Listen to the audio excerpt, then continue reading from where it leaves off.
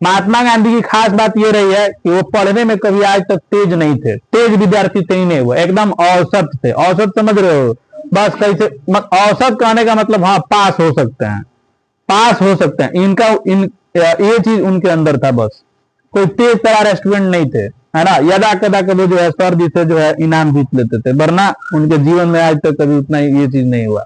बस नॉर्मल थे कि हाँ हमको पढ़ लेना है ना। लेकिन एक चीज उनके अंदर था, क्या था जानते हो? देखो एक शब्द होता है जिसे नादानी कहते हैं। क्या?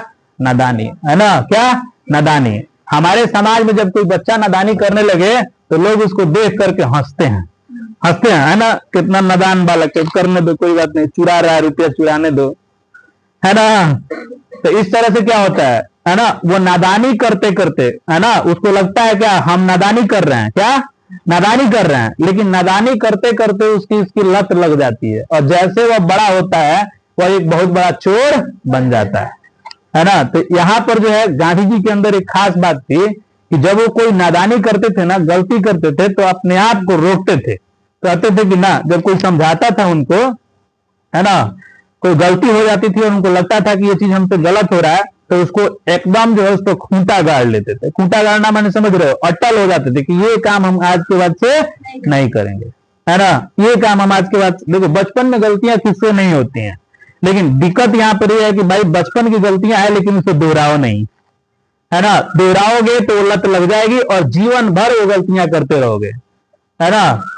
तो महात्मा गांधी के अंदर ये खास बात थी कि वो जब कोई गलती करते थे तो उस पर अटल रहते थे, अटल, कि ये हम फिर से ये गलती नहीं दोहराएंगे। ये जो है उनके जीवन का महान बनने के क्रम में उनका पहला सोच ये सबसे बड़ा था, क्या कि अपनी गलतियों को सुधारना।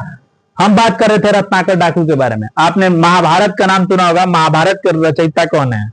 महर्षि वेद व्यास। वही महर्षि वेद व्यास बचपन का नाम जो है उनका नाम रत्नाकर था, लेकिन रत्नाकर में जो है एकदम वो चोरी करते थे, समझ लो डाकू किस्म का इंसान थे, समझ में। लेकिन कहा जाता है ना कि समय बदलते, है ना, समय बदलते सब कुछ सुधर जाता है ना। लेकिन इसमें सब कुछ सुधर कैसे जाता है ना। जब कुछ देर के लिए कहीं बैठोगे, अपने जीवन में गलतियां किए रहोगे, कुछ देर के लिए जब अकेलापन में बैठोगे, है ना, तो ये तुम्हें जो है बार बार सताएगी कि हमारे साथ हमारे जीवन में बहुत गलतियां हुई हैं, लेकिन हम अब ये चाहेंगे कि हमारे जीवन में न हो, है ना। हम अपना जीवन अब सुधारने का काम करेंगे। ऐसे ऐसे बहुत लोग हैं। सबसे बड़ा मूर्ख कौन थे? सबसे बड़ा मूर्ख कालिदास। बताओ कौन मूर्ख थे, लेकिन सुधर गए कि नहीं सुधर गए? आज जो कालिदास जो बहुत बड़े संस्कृत के विद्वान बनकर के उभर गए, है ना। तो सबके जीवन में ऐसा होता है, गलतियां सबके जीवन में होती है, नादानियां सबके जीवन में होती है। लेकिन दिक्कत यह है यहाँ पर कि आप अपनी नादानियों पर कितना अमल करते हो, कितना सोचते हो और कितना उन नादानियों को रोकने का काम करते हो, है ना। वही आपको सफलता के मार्ग पर लेकर के जाएगी, है ना। तो ऐसे थे महात्मा गांधी, है ना, कि अपनी गलतियों पर जो है इस तरह से अटल रहते थे। और एक और बात मैं बता दूं, वो जो है उनका बचपन जो है ना, क्या खेल कूद वाले कहानियों में नहीं बीता।